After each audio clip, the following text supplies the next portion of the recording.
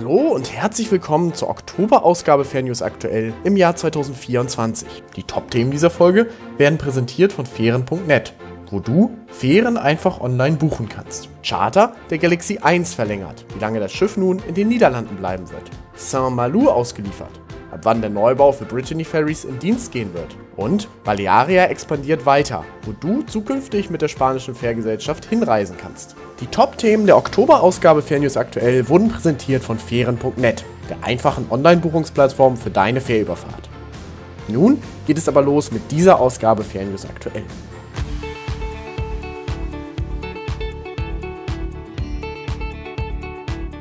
Tyrfing vom Stapel gelaufen.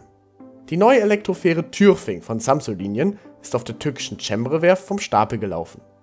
Die Tyrfing ist das Schwesterschiff der Nerthys, die im April dieses Jahres auf der Werft vom Stapel lief. Die von OSK Design entworfene vollelektrische Fähre ist 116,8 Meter lang, bietet Platz für 600 Passagiere und 188 Autos und wird die Strecke Berlin-Kalundborg in Dänemark bedienen. Sie wird für die autonome Fahrt zwischen den Häfen vorbereitet, mit automatischem Anlegen und Aufladen am Kai und verfügt über Echandia-Batterien mit einer Kapazität von 3,8 Megawattstunden, die in 20 bis 25 Minuten vollständig aufgeladen werden können. Die Nerthys ist für Aalslinien bestimmt und verfügt über eine etwas kleinere Batteriekapazität von 3,1 Megawattstunden für die kürzere Strecke Finshau-Böjen. HSC Max an Seajets. Im Mai 2024 gab Molslinien bekannt, dass sie ihre HSC Max an einen Fährbetreiber im Mittelmeer verkauft habe und diese Ende 2024 ausgeliefert werden soll. Bestätigten Informationen zufolge ist der Käufer des Schiffes die griechisch-zyprische Gesellschaft Seajets, die das Schiff in den nächsten Tagen übernehmen wird.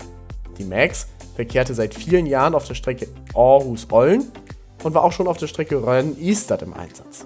Die HSC Max wurde 1998 in Australien von Incat gebaut. Charter der Galaxy 1 verlängert. Die Tallink Group hat den Chartervertrag mit dem niederländischen Unternehmen Slapschepen Public BV für ihr Schiff Galaxy 1 verlängert. Das Schiff ist seit September 2022 an die Niederlande verschartert und bietet derzeit eine vorübergehende Unterkunft für Asylbewerber in Amsterdam.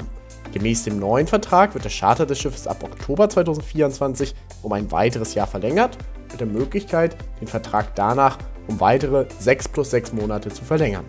Neben der Galaxy 1 ist derzeit auch die Silja Europa des Unternehmens bis Ende 2024 an die Niederlande verschartert und bietet ebenfalls eine Unterkunft für Asylbewerber in der Stadt Rotterdam.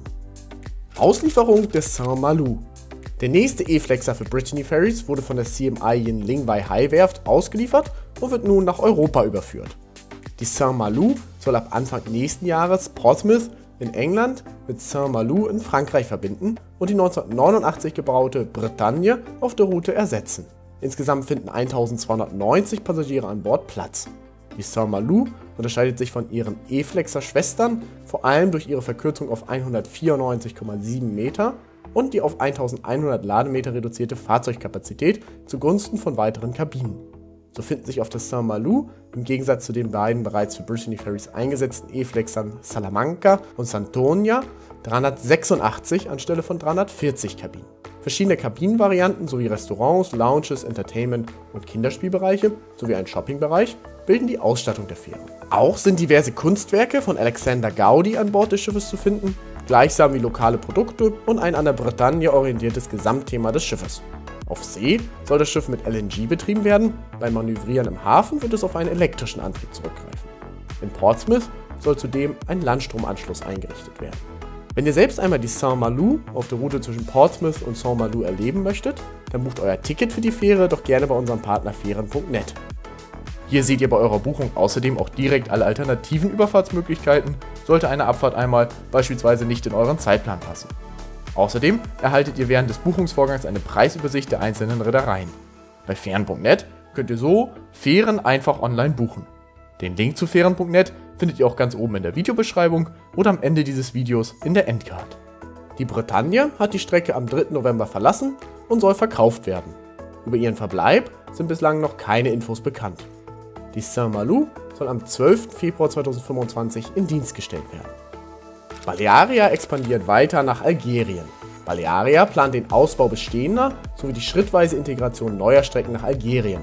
Seit dem 18. Oktober bietet Balearia eine zweite wöchentliche Verbindung nach Algerien zwischen Valencia in Spanien und Algier in Algerien an.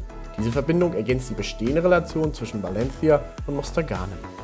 Bis Ende Dezember plant Balearia die Erhöhung auf 3 wöchentliche Abfahrten zwischen Spanien und Algerien durch eine neue Verbindung zwischen Valencia und Oran. Ab Mitte Januar nächsten Jahres soll dann eine Strecke zwischen Barcelona und Algier eingerichtet werden und Valencia mit 2 wöchentlichen Verbindungen, davon eine feste Verbindung nach Algier und die andere im wöchentlichen Wechsel zwischen Oran und Mostaganem, angebunden werden. Laut Balearia soll so für eine bessere Verbindung zwischen Spanien und Algerien gesorgt und eine größere Routenvielfalt zur Anpassung der Kundenbedürfnisse ermöglicht werden. Golden Star Ferries übernimmt Andros King. Am 27. September 2024 übergab die spanische Fährgesellschaft Armas die Volcan de Taburiente an die griechische Reederei Golden Star Ferries. Das Schiff wurde offiziell bereits im Juli dieses Jahres getauft, stach am 4. Oktober in Las Palmas für die endgültige Überführungsfahrt in See und ist am 11. Oktober in Piräus angekommen. Die Fähre wurde nun auf den Namen Andros King umgetauft und wird in der kommenden Zeit umgebaut, um an den griechischen Fährbetrieb angepasst zu werden. Das 2006 in Spanien gebaute Schiff hat eine Kapazität für 1500 Passagiere und bietet 1200 Lademeter für Fahrzeuge. Ihren neuen Namen Andros King dürfte die Fähre in Ergänzung zur 2023 für Golden Star Ferries in Dienst gestellten Andros Queen erhalten haben, die auf der Linie Rafina Andros Tinos Mykonos eingesetzt wird. HSC Thunder an Attica Group verkauft. Die Katamaran-Schnellfähre HSC Thunder der Reederei Fast Ferries wurde für 17,75 Millionen Euro an die Attica Group verkauft und in Highspeed 3 umbenannt. Das Schiff soll unter den Farben von Hellenic Seaways die Präsenz der Attica Group im Verkehr von und nach Kreta stärken und bietet Platz für 1068 Passagiere und 210 Pkw. Die Schnellfähre erreichte eine Geschwindigkeit von 36 Knoten. Die 86,6 Meter lange Fähre wurde 1998 von der australischen Werft Austal gebaut und zuletzt 2021 grundlegend renoviert.